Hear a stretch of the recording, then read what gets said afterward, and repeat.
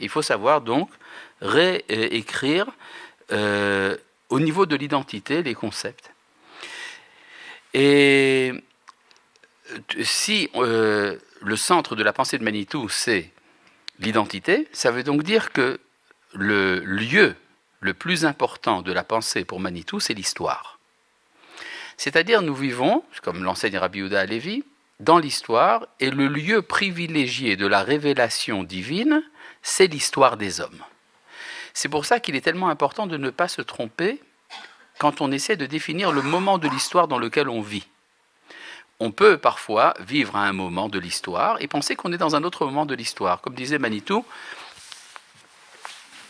il y a une expression hébraïque employée dans les yeshivot qu'on est doriatom, c'est-à-dire une génération orpheline. Et Manitou disait, c'est quoi une génération orpheline? C'est pas une génération qui n'a pas de père, mais c'est une génération dont les pères sont les pères d'une autre génération.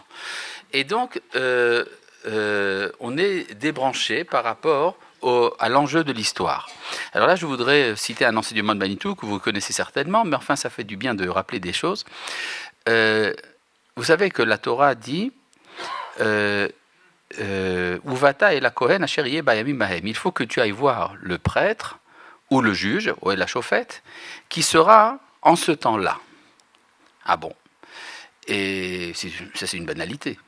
C'est évident que si je vais me présenter devant un tribunal, je ne vais quand même pas déterrer des morts. Donc je devais aller au tribunal du temps où je vis. Et Rashi, en fait, ne fait que compliquer la chose. Rashi dit, ça veut dire simplement que ne t'imagine pas que les juges de la génération d'avant étaient meilleurs.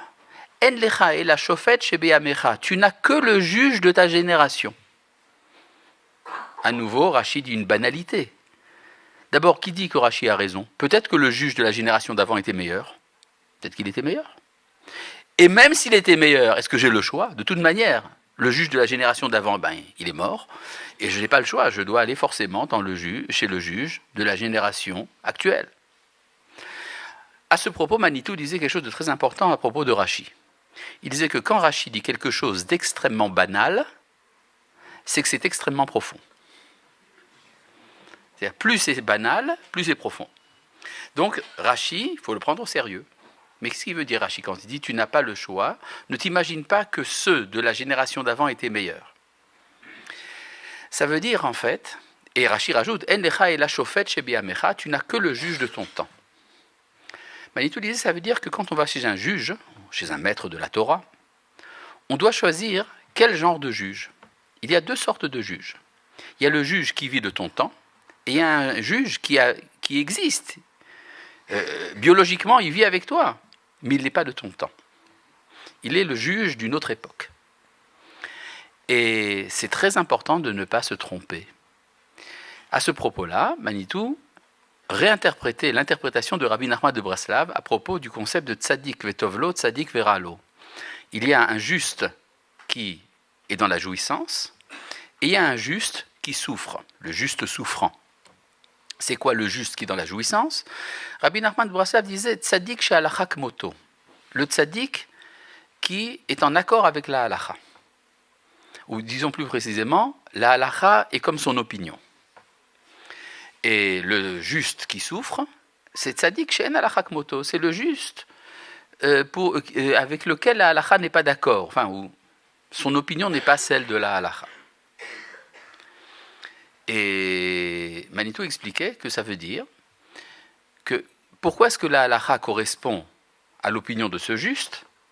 Eh bien, c'est parce qu'il comprend son époque. C'est quelqu'un qui vit le temps actuel, et donc la halacha est comme lui. Mais il y a un tzaddik, un juste, qui vit un autre temps. Alors, il vit un autre temps, donc la halacha n'est pas comme lui. Donc, il souffre du décalage qu'il y a entre ses critères de justesse et les exigences de la définition du juste selon son temps. Et c'est comme ça qu'il revenait donc à l'interprétation du livre de Job dans la Bible, dans lequel il y a un tzaddik, un juste, qui souffre parce qu'il est un tzaddik d'une génération passée. Il n'est pas le tzaddik de sa génération, et c'est la raison pour laquelle il craint que son intégrité ne soit pas transmise à ses enfants. C'est pour ça qu'il fait des sacrifices, parce qu'il craint qu'il ne soit pas compris par ses enfants.